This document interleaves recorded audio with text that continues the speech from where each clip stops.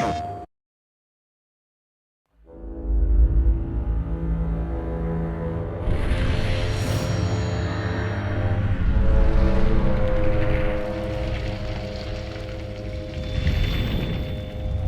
at war all the time, still today. After thousands of years, we still go to war. We still are, people that like to fight, to conquer, and that's the way we live. One thing that we thought at the very beginning was, what if war wasn't against one society against another, one religion against another, one people against another people? What if you segmented the race that we are and formed something that is partly us, but not really like us? The half-breeds were formed out of that. By this point, hundreds and hundreds of years of struggle has already kind of occurred between humans and the half-breeds. Basically, our story kind of paints them as another top-tier predator, just like man is. The half-breeds are based on lore that exists from stories that were told in different countries, in different civilizations, societies. In our world, werewolf is something that came from a lore that they probably believed in thousands of years ago, when it actually was a half-breed, an evolution of mankind. They still are, I would say, anatomically similar to humans, but they have, they're much taller, they're bigger, they have hides that are thicker, their musculature gets slightly augmented.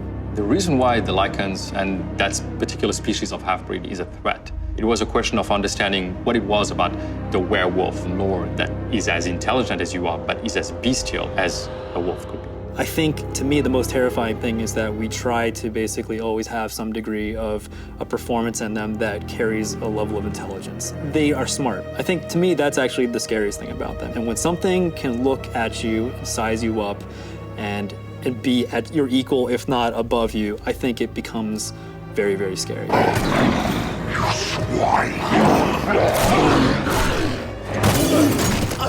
We really tried to capture the right balance of both human lupine anatomy and that level of imperfection that makes it not feel like this kind of action-y comic book creature, and much more like this is a creature that could have existed that we just haven't seen yet. The anatomy has to be right. If it doesn't look like it's built for the purpose that it needs to serve, it's gonna look kind of artificial. You don't want something to look like a man in a suit.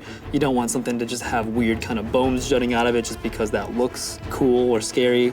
Also trying to retain a sense of the person. We didn't want this magical transformation from specific guy to generic scary creature.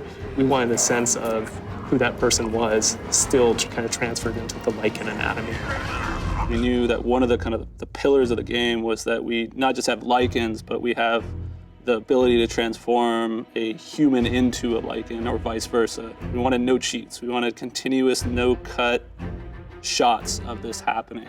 And so what that means is actually transforming the anatomy.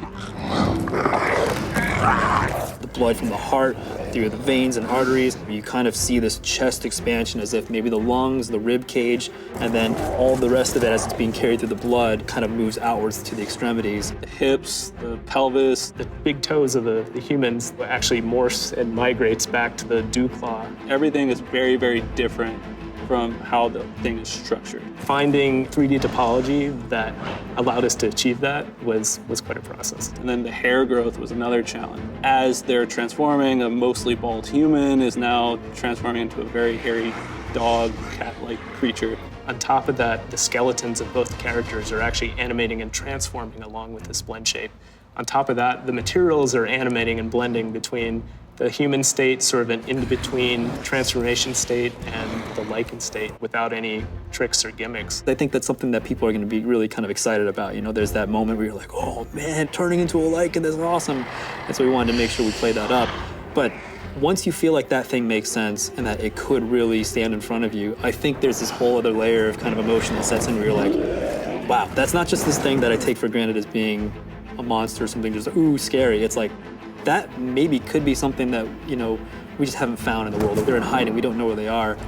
It's always a struggle because everybody was like, should we push it a little more? It's like, no, guys, let's make it believable. Let's keep it in the realm of what people are gonna say.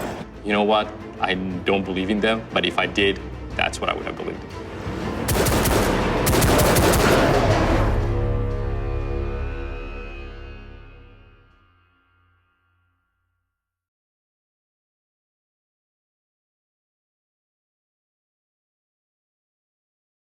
PlayStation